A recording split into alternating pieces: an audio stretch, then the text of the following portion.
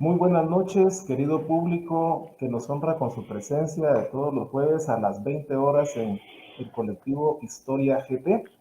Es un gusto para nosotros presentar la segunda conferencia del ciclo 2022. Hoy, para hacer alusión a una fecha muy importante para la comunidad universitaria de la Universidad de San Carlos de Guatemala, tenemos una conferencia por demás interesante y sugerente que lleva por título Universidad de San Carlos de Guatemala, 346 años, su historia. Esta conferencia va a ser impartida por el maestro Danilo Dardón, un querido colega historiador de quien voy a tener el gusto de presentarlo con su currículum. El currículum, pues, es un resumen de su vasto currículum.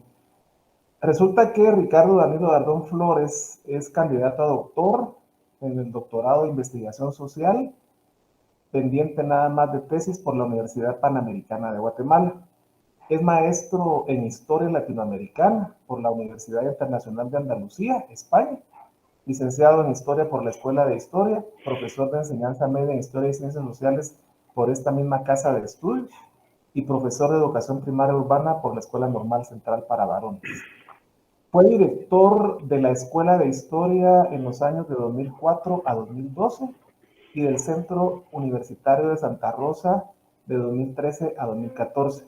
Fue coordinador del área social humanística de 2002 a 2004, coordinador del Instituto de Investigaciones Arqueológicas de la Escuela de Historia de enero de 2018 a junio de 2021, editor de la revista Estudios y revista Estudios Digital del Instituto de Investigaciones Históricas, Antropológicas y Arqueológicas de 2018 a 2021.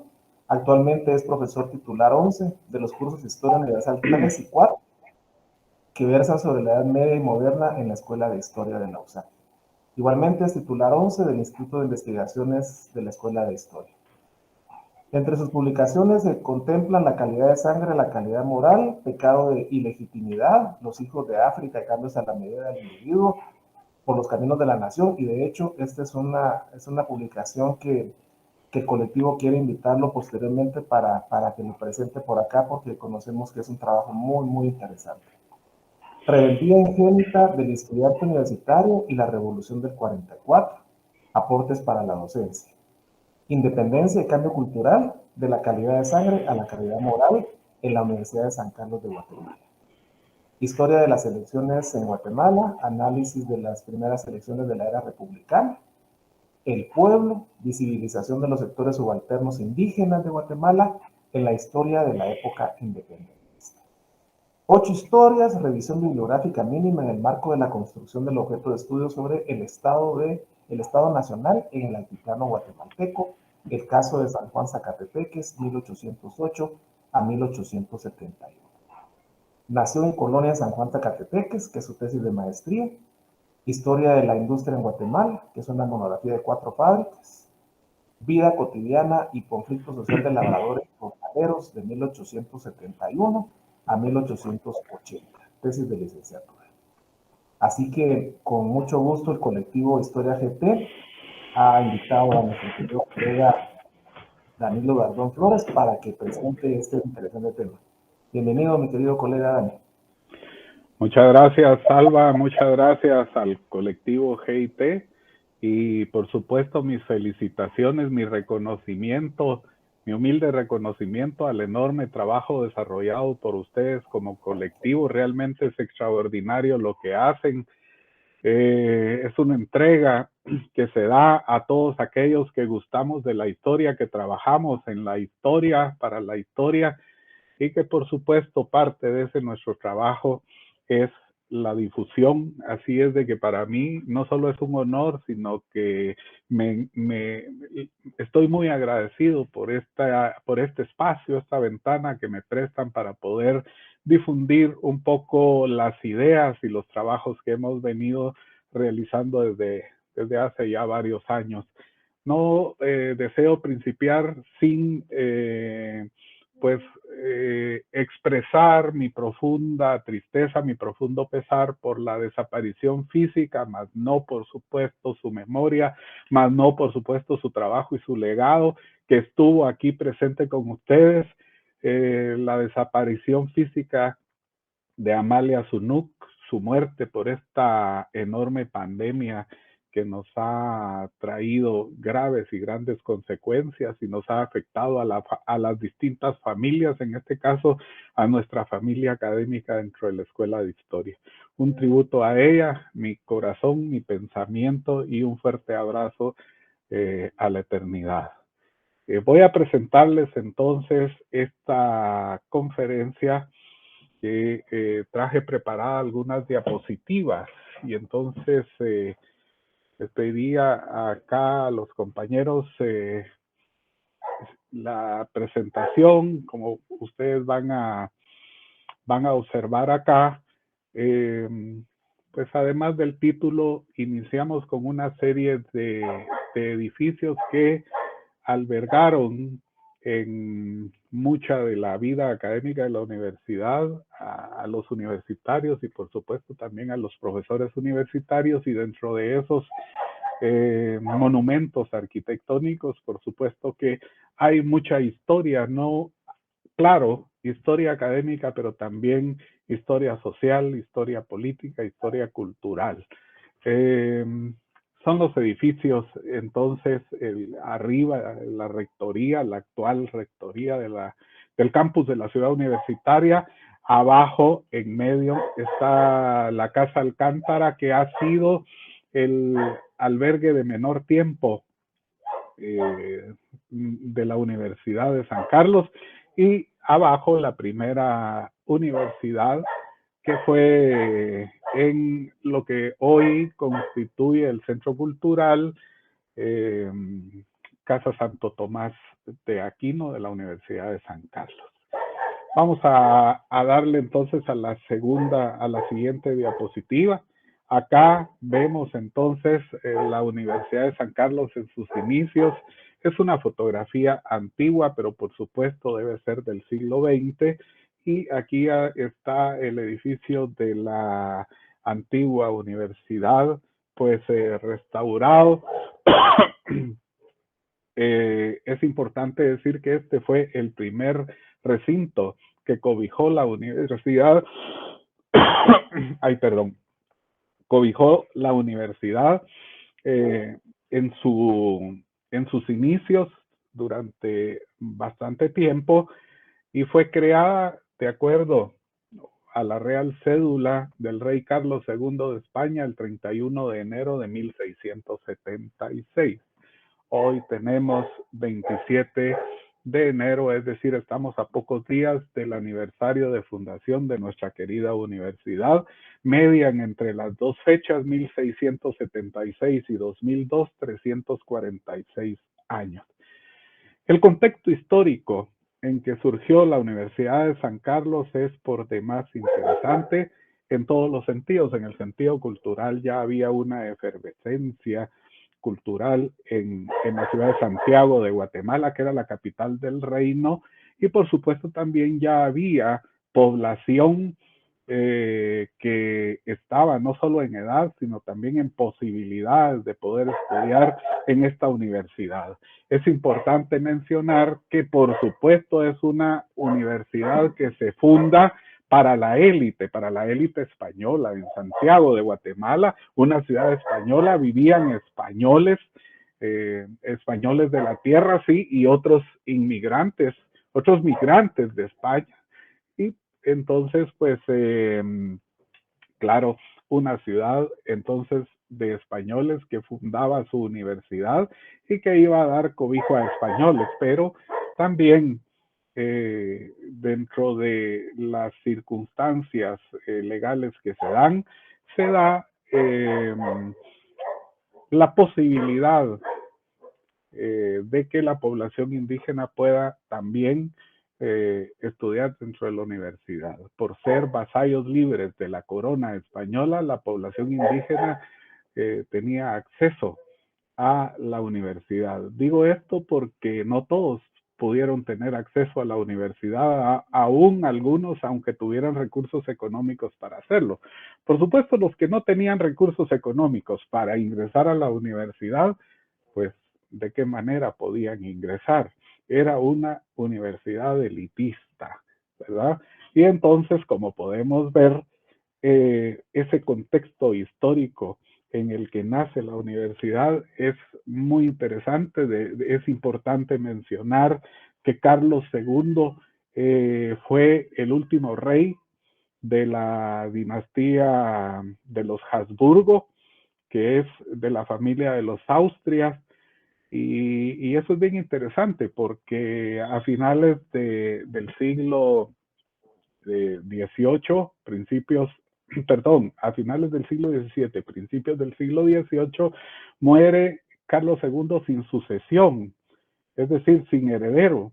Y entonces eso va a generar una disputa que se va a dilucidar en una guerra en donde participa prácticamente los reinos más poderosos de Europa y otros que apoyan a estos reinos poderosos. En ese sentido, entonces va a triunfar la corriente familiar francesa, que son los que todavía están al frente de la monarquía española, la familia de los Borbones, que es la familia francesa, y que pues es Felipe de Anjou el que sustituye luego de una guerra de sucesión a Carlos II. Y todo esto entonces es el marco histórico que conecta, por supuesto, la realidad política de la metrópoli España con las distintas ciudades de los también distintos reinos de lo que los españoles denominan Iberoamérica o Hispanoamérica. Es importante mencionar también que la situación política en España va a determinar muchas posibilidades para los inmigrantes españoles en tierras, en tierras españolas, en posesiones españolas fuera del continente europeo.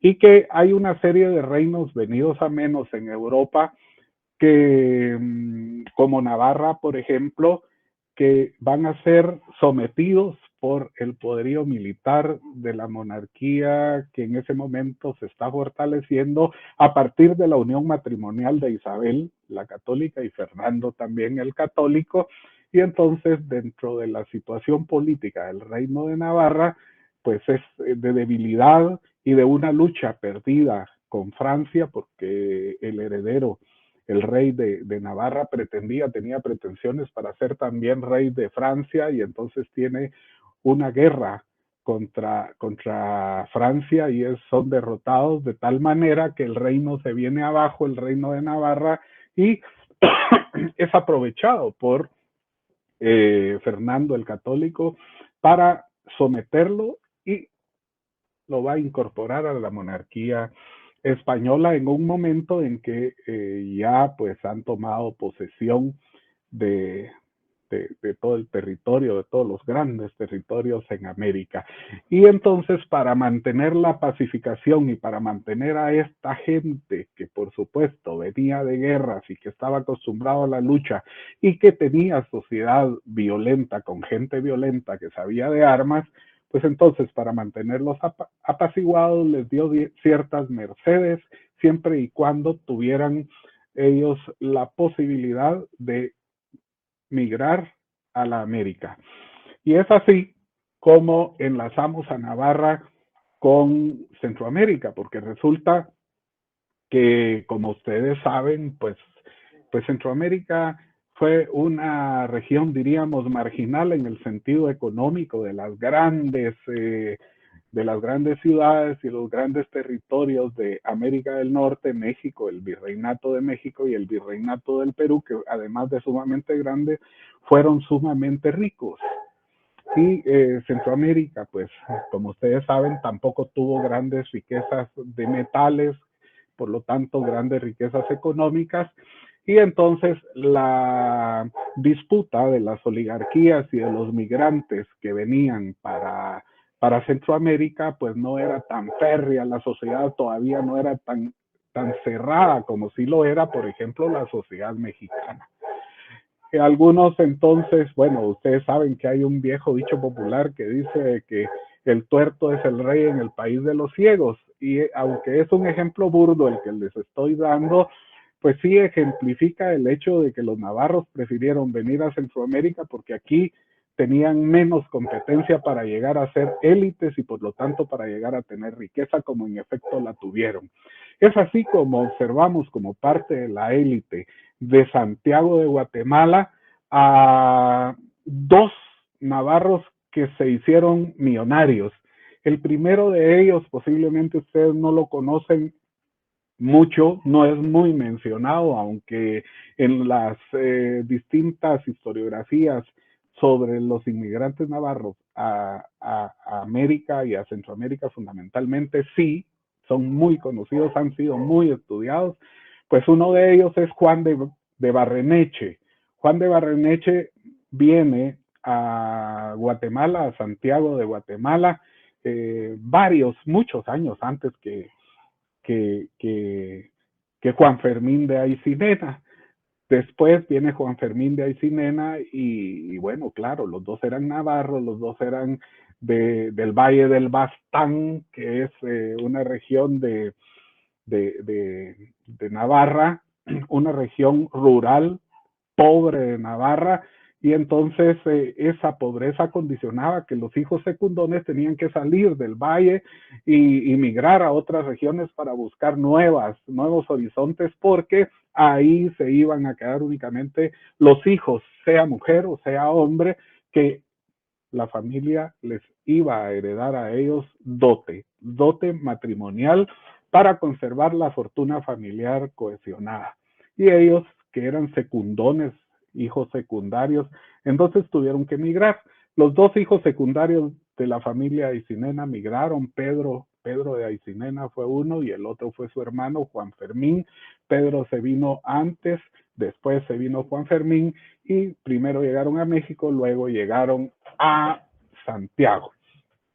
Pero bueno, entonces ellos se van a hacer inmensamente ricos, van a ser millonarios, los primeros millonarios centroamericanos van a ser Juan de Barreneche y Juan Fermín de Aycinena. Los menciono porque son parte muy importante y fundamental de la élite de la sociedad de Santiago y además ellos van a tener una familia, en el caso de Juan Fermín de Aycinena, que posteriormente, dentro de los tiempos de finales del siglo XVIII y principios del siglo XIX, pues van a dominar la economía, pero van a dominar también la situación política y ellos van a ser los que van a organizar a la élite de entonces la nueva capital, que es la Nueva Guatemala en la Asunción, para preparar la independencia, la separación política de España.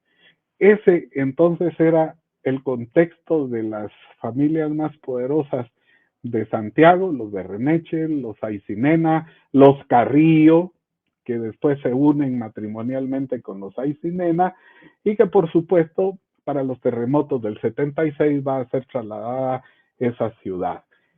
Volviendo a la propiamente historia de la Universidad de San Carlos, es importante decir que en todas las ciudades de América Latina va a ser un pensamiento precoz, intentar, y de hecho en muchas ciudades lograron fundar universidades de manera muy tempranera. Por ejemplo, en el siglo XVI, imagínense ustedes, se funda en la ciudad de Santo Domingo, en la isla, la Universidad de Santo Domingo en el año de 1538. En Lima se fundó San Marcos en 1551. En México también la universidad en 1551. En La Plata o Charcas, como también es conocido, en 1552. Y así sucesivamente se fueron creando otras universidades en el siglo XVI. En el siglo XVII se crearon también muchas universidades que sería pues un poco cansado que ustedes escucharan una serie de listados de nombres de universidades de Hispanoamérica. Solamente quiero decirles que es en este siglo XVII, en el año de 1676, cuando se funda la Universidad de San Carlos de Guatemala. En el siglo XVIII se van a fundar otra serie de universidades, la Universidad de La Habana, la Universidad de Caracas, la Universidad de San Felipe en Santiago de Chile, la Universidad de Buenos Aires, etcétera, etcétera.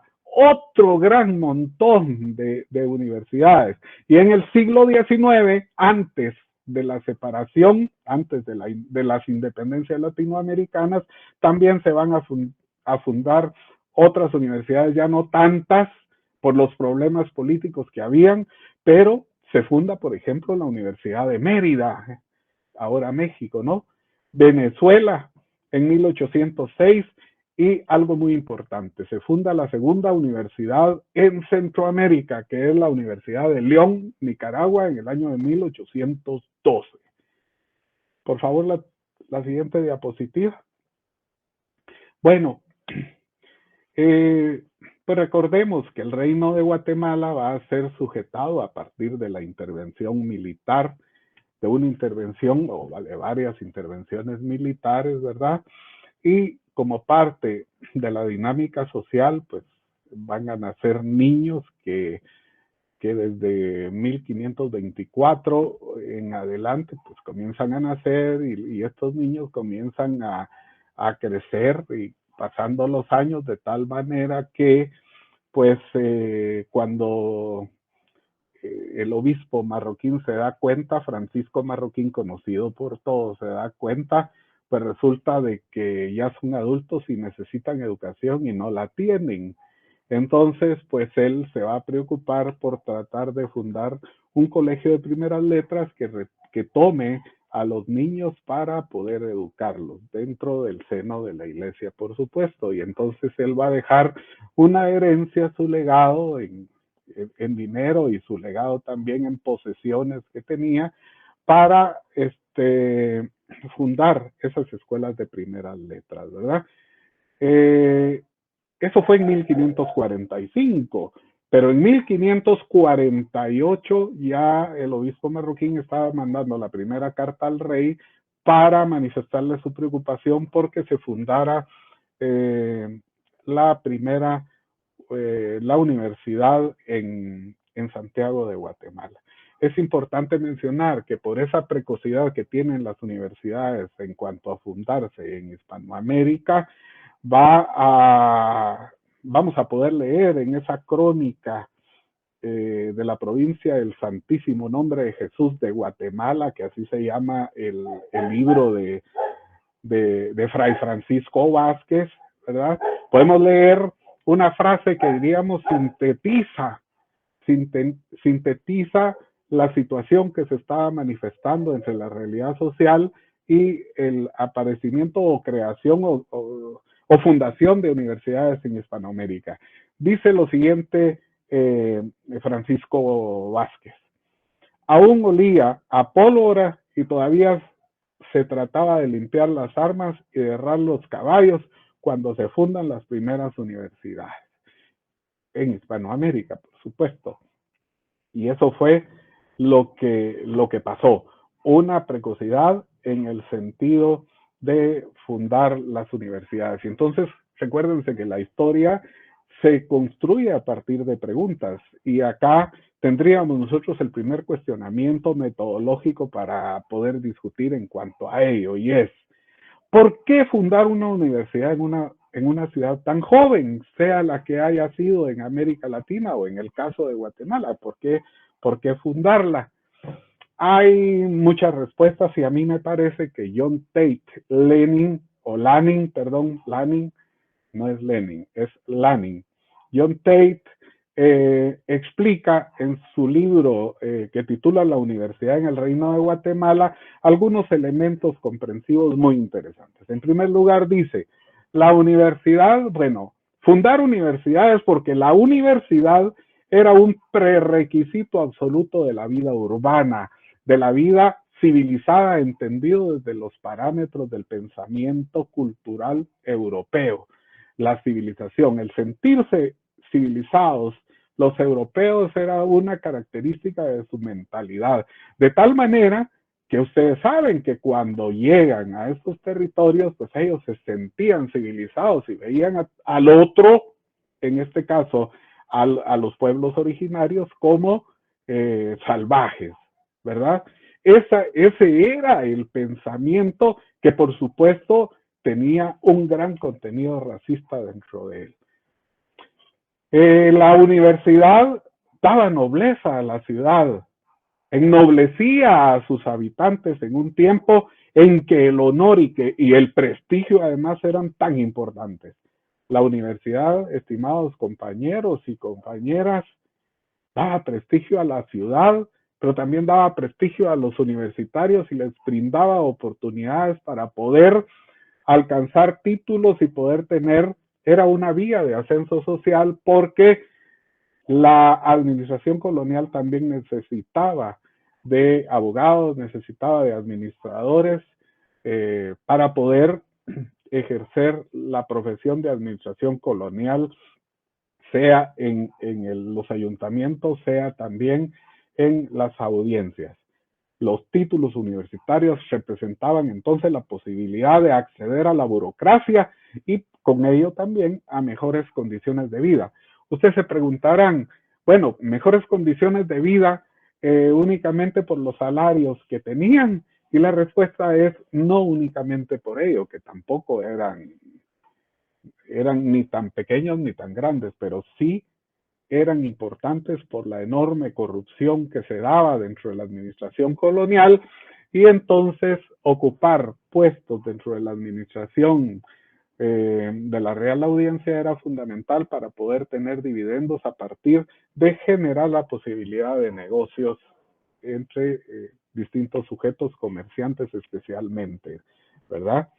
Las familias nobles, por eso estuvieron interesadas en educar en la universidad. Por supuesto, no todos se educaron en la universidad. Muchos de los nobles no tenían intenciones de hacerlo. ¿Para qué? Pensaban ellos, ¿verdad? Dentro del pensamiento económico cerrado.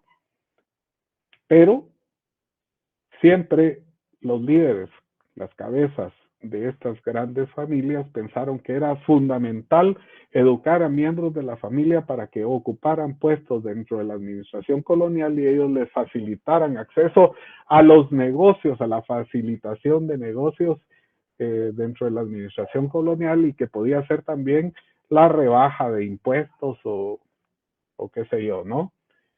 Ustedes saben que este es una característica, una práctica endémica de nuestros pueblos.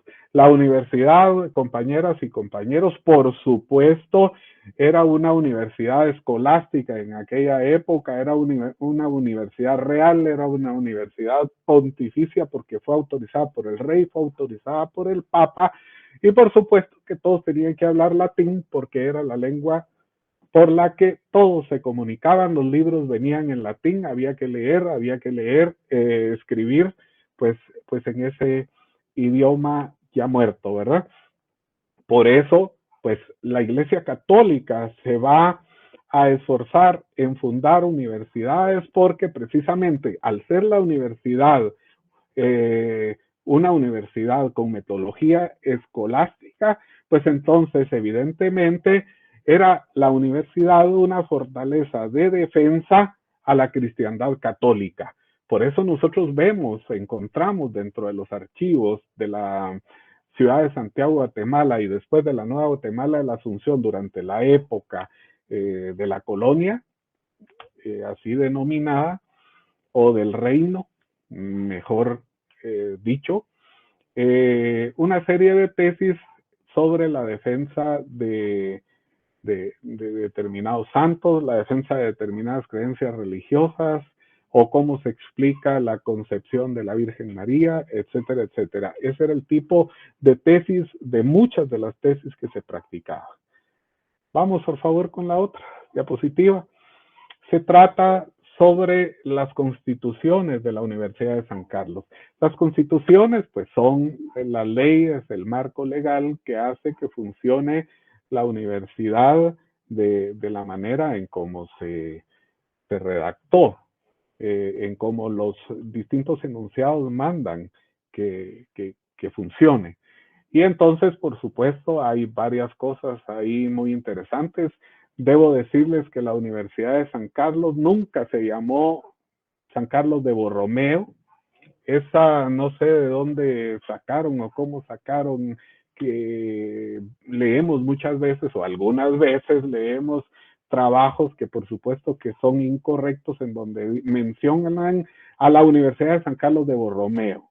Ese es un dato incorrecto, es incorrecto denominarle o creer que la Universidad de San Carlos se llamó San Carlos de Borromeo.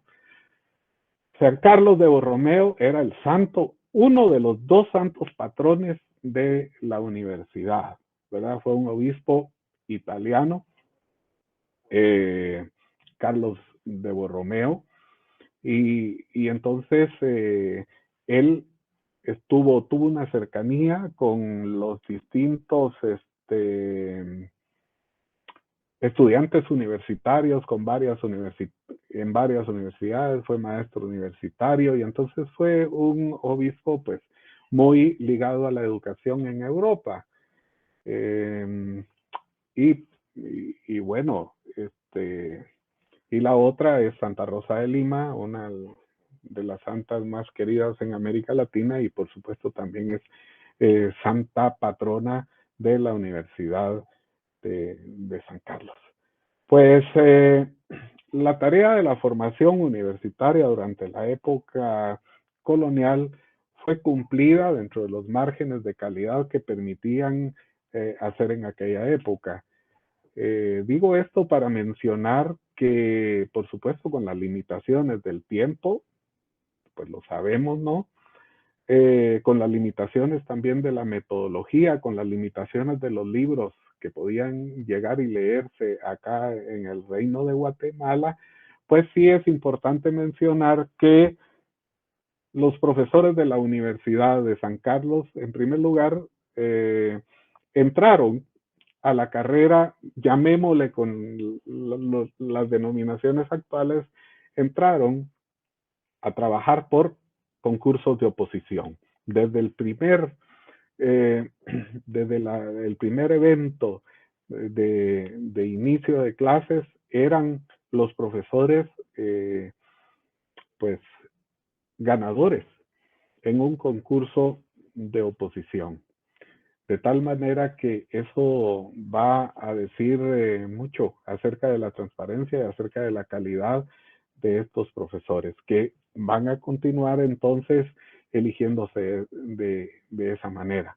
Es más, la Universidad de San Carlos va a tener entre su cuerpo de profesores mayoritariamente, y en ocasiones pues eran particularmente maestros, es decir, personas que tenían maestría y personas que también tenían doctorado, maestros y doctores. Y por lo demás, el claustro también estaba integrado, el claustro como un colectivo político que tomaba decisiones dentro de la universidad, que aprobaba o no determinadas políticas dentro de la universidad, y que además elegía a sus rectores. Estaba formado por los profesores titulares con el título de doctor. Solo ellos podían votar entonces para elegir rector. Por favor, la siguiente diapositiva. Tenemos una perspectiva de la ciudad de Santiago de Guatemala, como dije anteriormente, una ciudad española enclavada en ese precioso valle de Panchoy, una ciudad que daba pasos y que solicitaba y que gestionaba la universidad para fundarla y poder entonces tener acceso a la educación superior. Y es así como en esa ciudad, por favor pasamos a la siguiente diapositiva, el obispo Francisco Marroquín va a decidir en el año de 1551 pues ubicar en el área de huertos del convento y de la iglesia de Santo Domingo, porque ellos eran del dominicos, ¿verdad? Y entonces él decide en 1551 fundar el colegio de niños, un colegio o escuela de primeras letras. Es importante decir que el obispo pues muere y deja en su testamento que sus posesiones van a ser para ese colegio o esa escuela de primeras letras. Esto lo digo porque es importante tener claridad y no confundir las cosas, en el sentido de que se ha dicho que gracias al obispo Marroquín pues se fundó la Universidad de San Carlos porque él dejó en su testamento dinero para poder sostener las cátedras. Eso no es cierto. El obispo Marroquín va a dejar dinero para sostener las cátedras y las clases para pagar a los maestros que van a trabajar en esa escuela, en ese colegio de Casa Santo Domingo, ¿verdad? Perdón, de Santo Tomás de Aquino, pues era para niños. Y claro, cuando en el año de 1676 el rey de España autoriza la creación de la nueva universidad, entonces va a haber una serie de acontecimientos de política interna en donde participa el ayuntamiento, en donde participa también la alta jerarquía eclesiástica y por supuesto que los dominicos, recuérdense ustedes que tenían una enorme influencia dentro de la corte española, eran dominicos los confesores del rey. Tal manera que pues no es extraño que en Guatemala pues hayan sido dominicos los que lograran la creación de la universidad en 1676. Pero, por supuesto, previo a ello, va a haber una disputa en cuanto a echar a andar la realización de cursos académicos de carácter, pretendían ser de carácter universitario, eh, entre los dos grandes rivales académicos de la iglesia. ¿Quiénes son los dos grandes rivales académicos de la iglesia? Las dos grandes órdenes que educadoras por excelencia, pues los dominicos, por supuesto, y la otra son los jesuitas. Y entonces también los jesuitas van a fundar su colegio, y el colegio de los jesuitas va a ser el colegio San Francisco de Borja.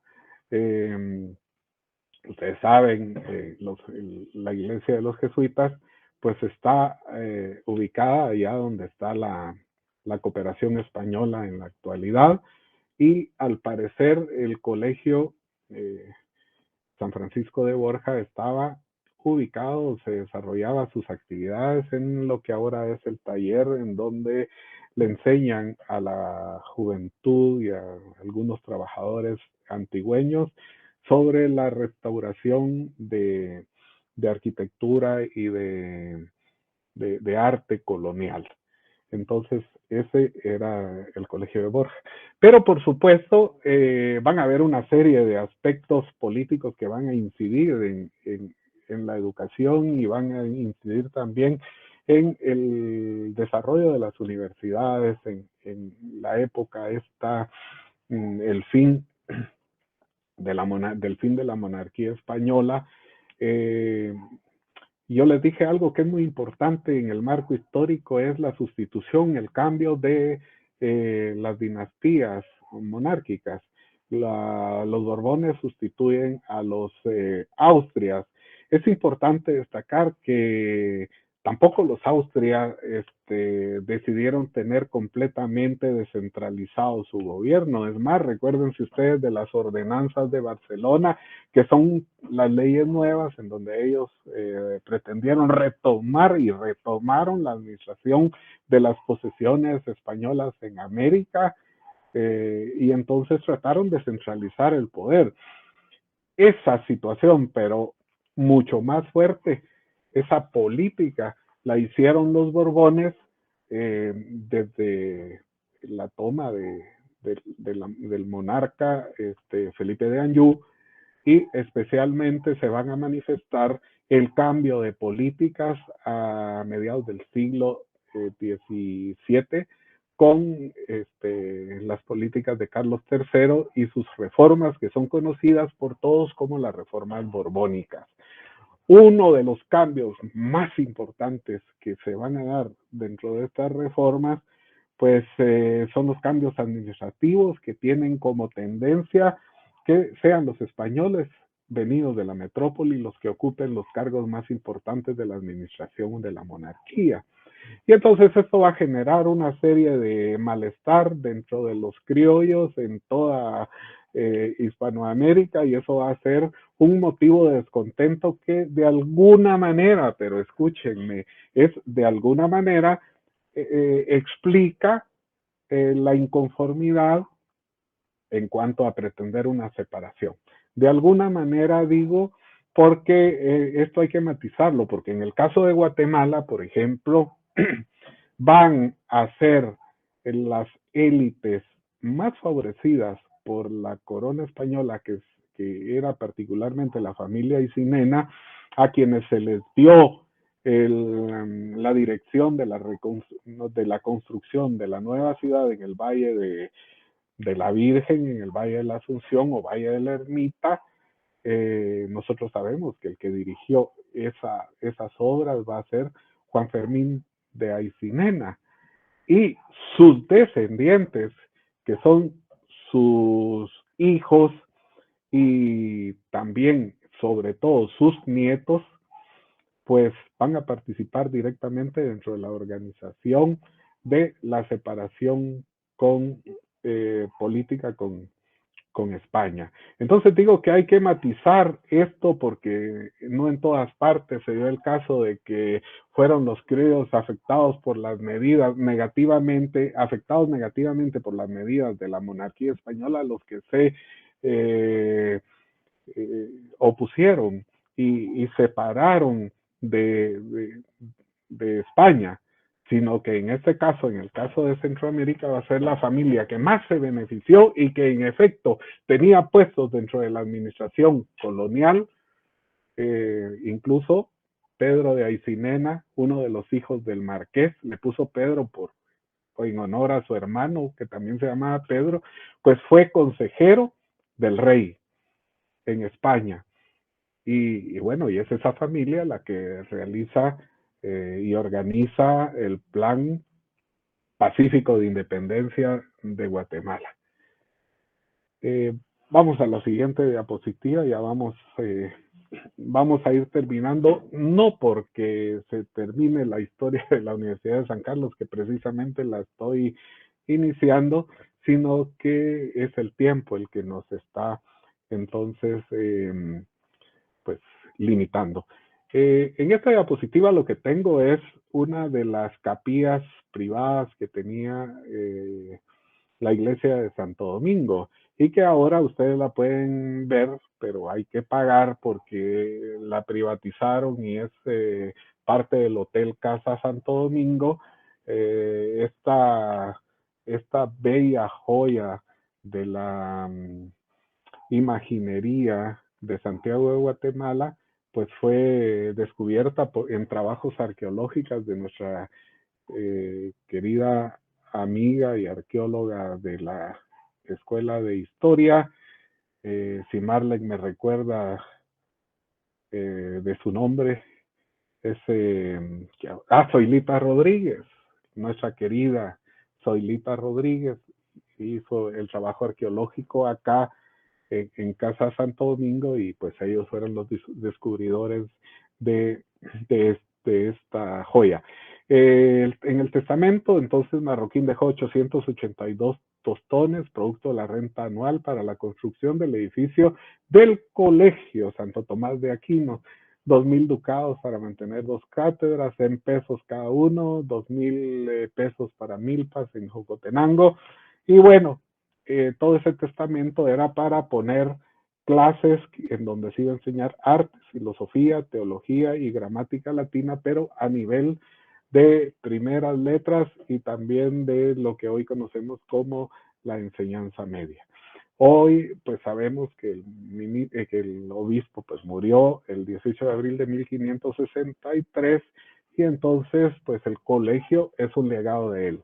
Algo que es importante destacar es que las autoridades del ayuntamiento y la Real Audiencia lo aceptó así de una manera inusual porque esto muy pocas veces se hacía, era tomar y desvirtuar lo que una persona había legado para una cosa. En este caso, el obispo Francisco Marroquín había dejado el dinero para fundar un colegio de niños que se llamaba Santo Tomás.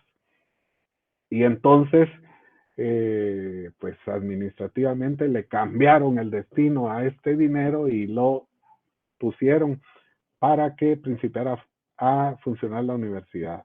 Es más, dentro de este edificio que construyó Francisco Marroquín, pues funcionó también eh, después la universidad y se extinguió el colegio.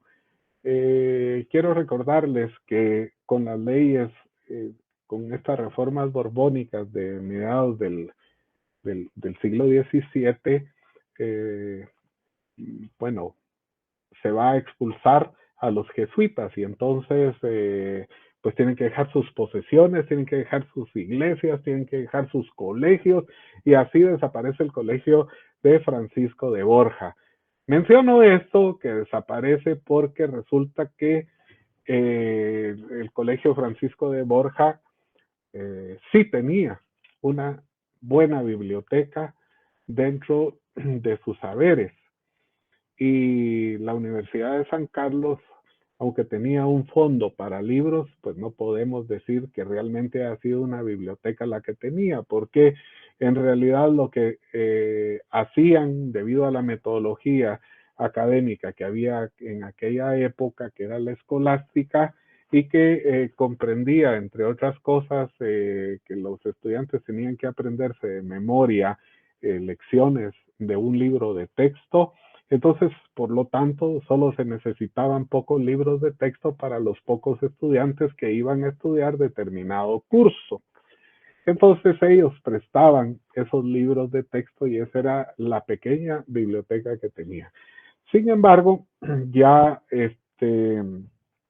se van los jesuitas y entonces dejan su biblioteca y esa biblioteca pues se la van a disputar algunos establecimientos interesados en ello y definitivamente el ayuntamiento de la ciudad de Guatemala pues y también la Real Audiencia disponen que qué mejor lugar para esa biblioteca que la universidad y se decide que sea la universidad a la que se le dé, pero sin embargo viene el terremoto, los terremotos de Santa Marta de 1773, se destruye la ciudad y entonces viene otro proceso también político que es el de el traslado de la ciudad a un nuevo lugar.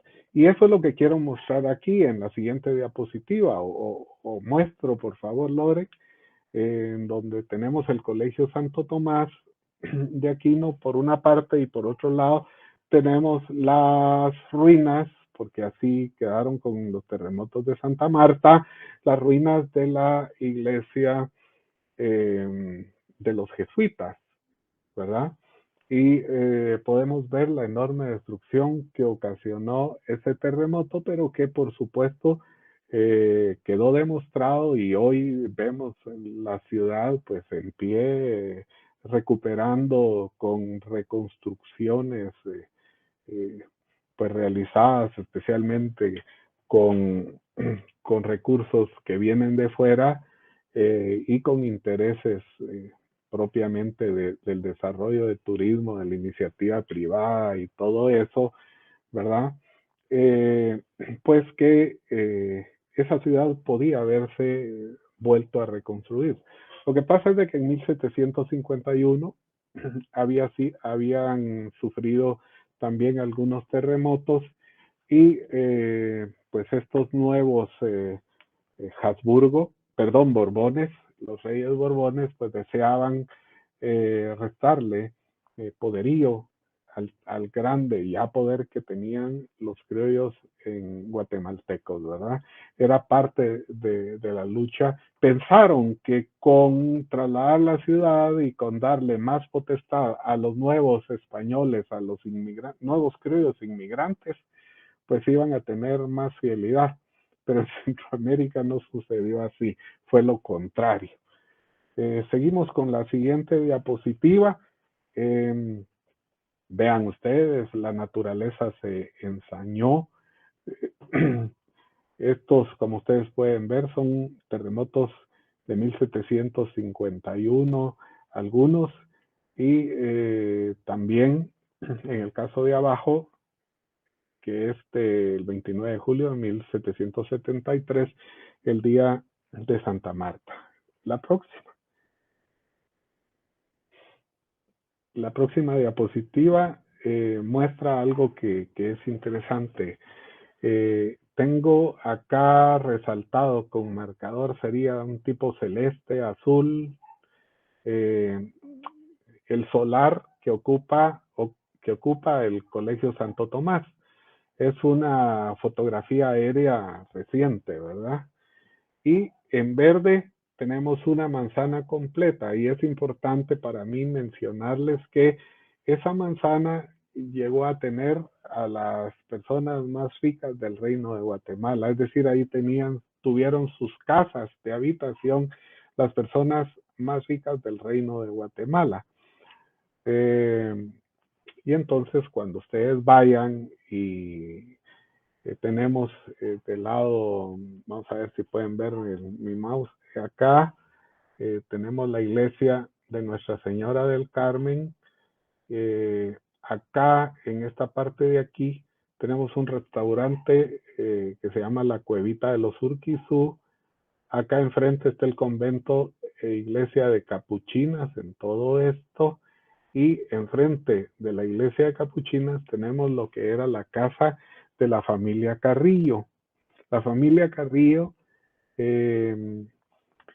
era, digamos que la última gran heredera de la familia Carrillo fue doña Ana María Carrillo, que se casó con Juan Fermín de Aycinena en 1755, me parece, y ella heredó toda la fortuna de su familia y se la dio como dote a su marido, que había venido pues con algunos recursos escasos económicos de España, primero a México, y ahí vio que la cosa estaba muy dura para meterse dentro de la élite y decide mejor venirse a Santiago de Guatemala, donde es recibido pues como él esperaba que lo recibieran, y tan fue también que bueno, a la señorita soltera y casamentera, por tanto, más importante del reino de Guatemala, pues fue concedida en nupcias a él, un año después de haber venido a Guatemala. ¿Por qué hay mucha discusión en cuanto a ello? Creo que es parte de otra conferencia porque son muchas cuestiones, pero sí quisiera que tomaran en consideración entonces esto, la cercanía, una cuadra de por medio entre la universidad y la casa de la familia y de las familias más importantes entonces de la antigua Guatemala. Vamos a continuar únicamente con dos diapositivas más. Esta es la Casa Alcántara, que fue comprada por la universidad. La universidad ya tenía una solidez económica y tenía pues bastantes alumnos, estaba creciendo en alumnos que pagaban, y entonces pues van a comprar este edificio que era de la familia Alcántara. Y entonces se denominó la Casa Alcántara. Fue comprada a don José Alcántara por 4,073 pesos, 4 reales, ¿verdad? En el año de 1751. Aquí tengo un dato malo, dice se trasladó en 1773. No, 63, dice aquí. No, el terremoto fue en 1773 y se trasladó la ciudad en 1776 a la Nueva Guatemala de la Asunción, y el arquitecto que hizo la remodelación y la reparación de ese hermoso edificio fue don Luis Díez de Navarro. Imagínense ustedes, pues bueno, se trasladan a la casa Alcántara y está preciosa, está hermosa, pero resulta de que unos cuantos años más, pues se destruye, habiendo invertido la cantidad de dinero que se había invertido. Entonces las autoridades de la universidad, por supuesto, que se oponían al traslado, como se habían opuesto los criollos en general de Santiago de Guatemala en trasladarse. Por supuesto, no todos. Los Aycinena dirigieron el traslado, ¿verdad? Y bueno, finalmente yo creo que lo voy a dejar aquí.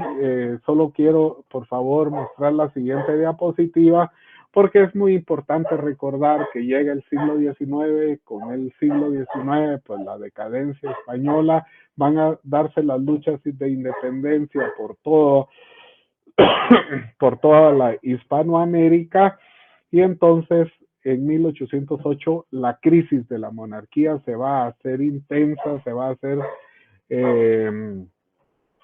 pues insostenible para la credibilidad y el prestigio de la monarquía española, y esto va a desatar una serie de inconformidades que van a conducir a la separación de, pues en América, de todas las antiguas colonias españolas que habían sido fundadas.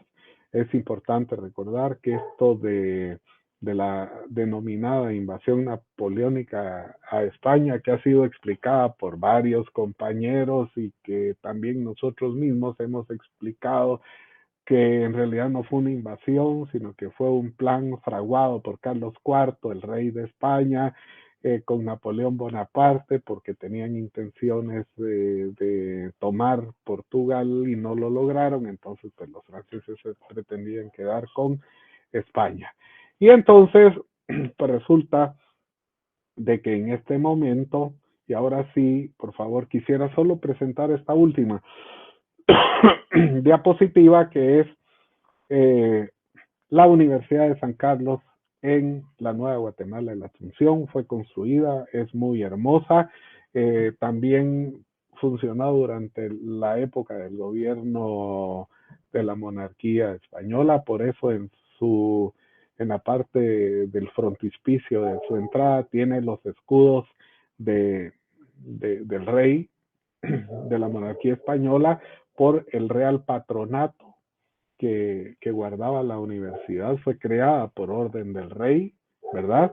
Y que posteriormente entonces pues va a participar dentro de los movimientos de independencia, a partir de que sus integrantes, muchos de ellos estudiantes y algunos de ellos profesores, imbuidos dentro de la corriente de la Ilustración, van a generar una serie de justificaciones tendientes a involucrar a la élite, particularmente de las ciudades en toda Centroamérica, dentro de un movimiento pro-independentistas. Surgen aquí las denominadas tertulias, que eran reuniones de personas para discutir sobre un posible porvenir, escenario político y porvenir político. Y por supuesto la tertulia de la universidad, o las tertulias, porque hubo varias, ¿verdad? Tertulias de la universidad, discutían sobre política y discutían también sobre separación. Quiero terminar únicamente con esta reflexión. La Universidad de San Carlos, como se puede ver en esta época de la colonia y el final de la colonia, participa dentro de los procesos históricos de el Reino de Guatemala. La Universidad de San Carlos también va de la mano en las acciones, en los acontecimientos históricos, políticos y culturales que se realizan. es importante reconocer que en la actualidad hay una serie de manifestaciones culturales como los desfiles bufos y las manifestaciones de este tipo que tienen que ver con manifestaciones de tipo cultural propias de las universidades de la Edad Media europea y que entonces, debido a la antigüedad de nuestra universidad, pues estas manifestaciones también han sido heredadas y llegaron hasta el siglo XIX y el siglo XX y el actual siglo XXI, manifestándose, por supuesto, con otras características, eh, pero digamos conservando la esencia de ellas, se conservan entonces en la huelga de Dolores. Hay manifestaciones en la Universidad Colonial de actividades también, de actividades bufas, eh, en donde se ridiculizaba la política y también a determinados elementos de la administración colonial. En fin, hay mucho por conocer. La Universidad de San Carlos tiene una historia sumamente grande y no me permite en 45 o 50 minutos, por supuesto, abordarla en su totalidad, de tal manera que pues esta va a ser la primera parte de otra parte que tendremos que abordar en lo sucesivo, pero era importante abordar esta primera parte que corresponde a la época eh, de la fundación, precisamente porque estamos hacia el 31 de enero conmemorando los 400, ¿cuántos años dijimos que eran? Los 400, perdón, 346 años, ¿verdad?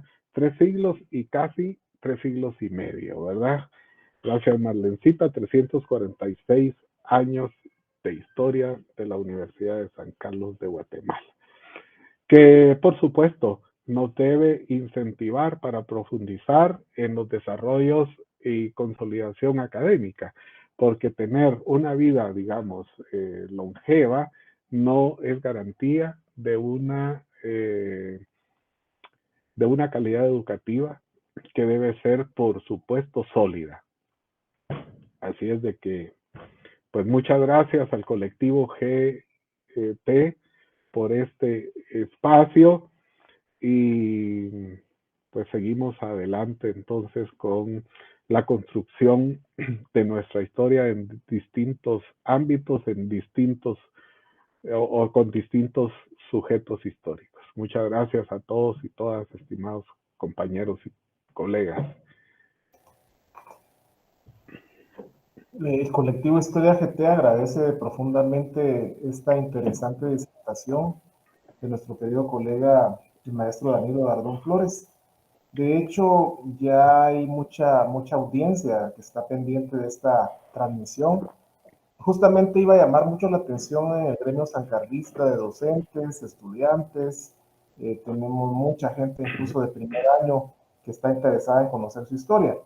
Y a propósito de eso, justamente Julián Méndez nos pregunta si usted cree necesario, dice él, que en todas las carreras que se imparten en la universidad se deba estudiar su historia, es decir, la historia de la universidad, para reforzar la identidad con esta casa de estudios.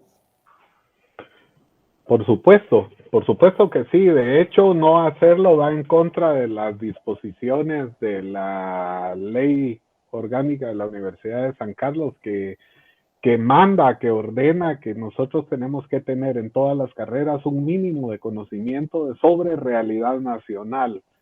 No es únicamente cuestión de identidad, que por supuesto es parte de esto, sino que es además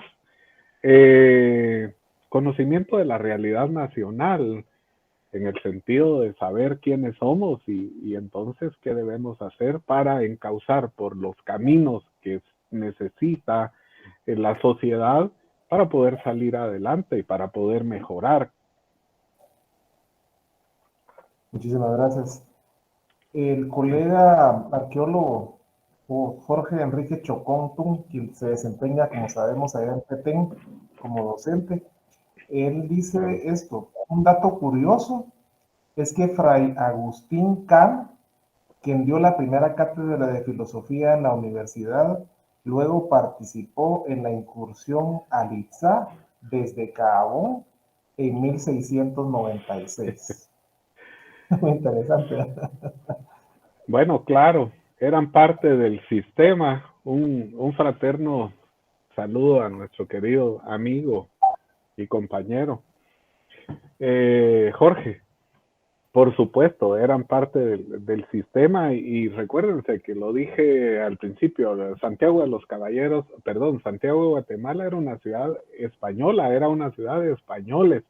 Y los criollos, por supuesto, se consideraban españoles, aunque por supuesto también podemos discutir acerca de si la definición está correcta con algunas personas que se consideraban criollos, porque todos sabemos que los conquistadores españoles vinieron sin mujeres castellanas y las primeras vinieron después, las traídas, ¿verdad? Y entonces los primeros niños de estos conquistadores españoles fueron mestizos, pero ellos se hicieron criollos, se sintieron criollos.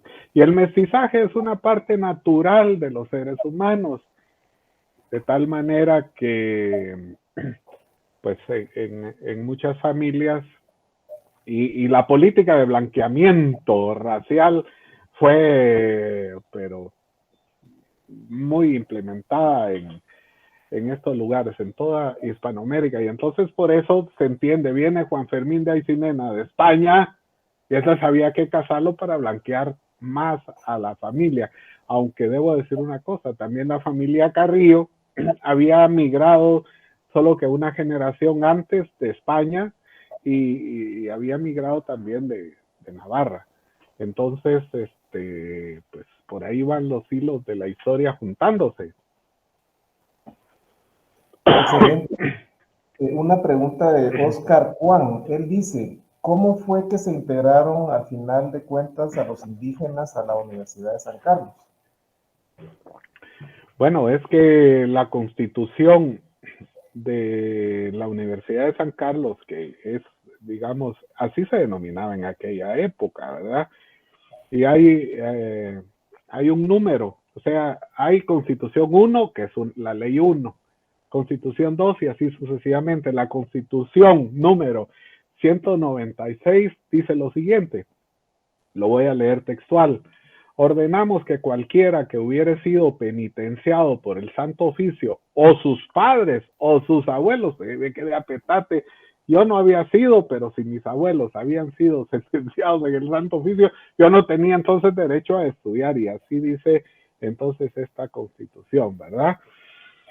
O tuviese nota de infamia, no sea admitido a grado alguno en esta universidad, ni tampoco ser admitidos los negros, ni los mulatos, ni los que comúnmente se llaman chinos, morenos, ni cualquiera género de esclavo o que el que haya sido esclavo, ¿verdad? Porque no solo no han de ser admitidos a grado, pero ni a la matrícula. Y se declara que los indios, como vasallos libres de su majestad, pueden y deben ser admitidos a matrícula y a grados. Y por supuesto que hubo varios hijos de caciques y de indígenas con recursos económicos que estudiaron en la Universidad de San Carlos.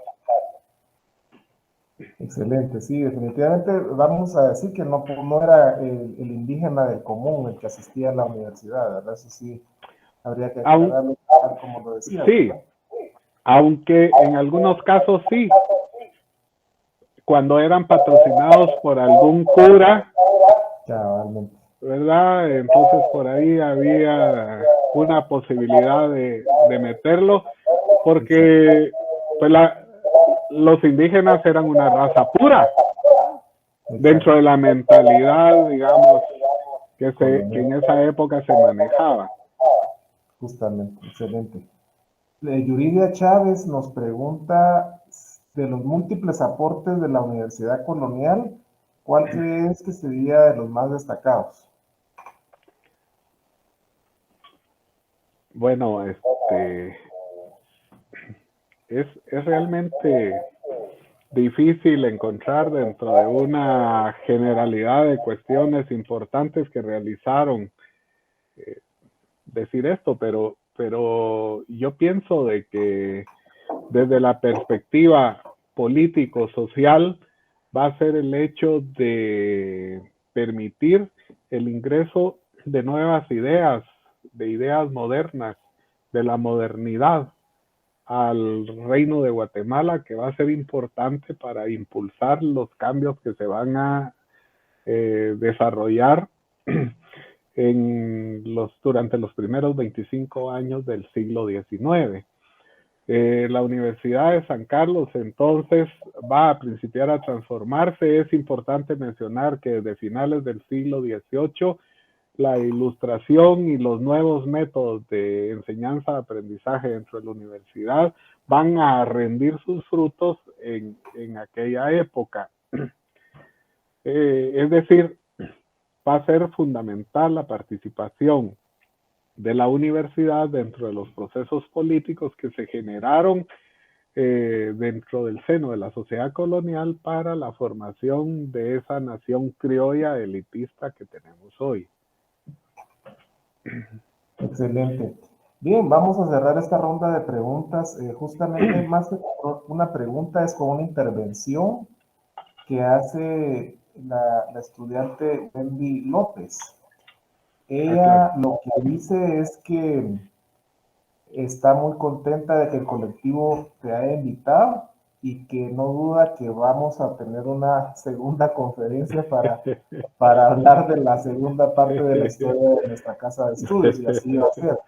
Vamos a buscar una fecha para que podamos hacer esto, porque obviamente había que hablar de muchos elementos de la historia, de sus orígenes, de la fundación, y no era posible abarcar toda la historia, y por lo tanto está claro que vamos a hacer un compromiso entre nosotros y tu persona para que a futuro podamos tener esta segunda conferencia, ¿verdad? Así es, muchas gracias a Wendy. Mis respetos, un fuerte abrazo para ella. Muchas gracias. Y para finalizar, el colectivo quiere que terminemos con un cierre por parte tuya, que te despidas del público y así cerramos esta conferencia tan interesante, mi querido Danilo. Bueno, muchas gracias, Salvador, muchas gracias a Lorena Neceli Miguel, a Edwin Omar, a Julio David Menchú, a Marlen Garnica, a Perlita Polanco, a Cablajuk Kemeh, que hace muchísimos años estuvimos compartiendo aprendizajes por allá en la Escuela de Historia, en el programa sabatino, y por supuesto, fundamentalmente, muchas gracias a todas las personas que gentilmente me dejaron entrar en esa pantalla de la virtualidad. Muchas gracias por escucharme, para mí fue un honor, y por supuesto que mi compromiso para seguir compartiendo algunos conocimientos que pueda trasladarles con muchísimo gusto. Muchísimas gracias a nuestro público también, y evidentemente gracias a nuestro expositor estelar de esta noche por esta conferencia magistral tan interesante.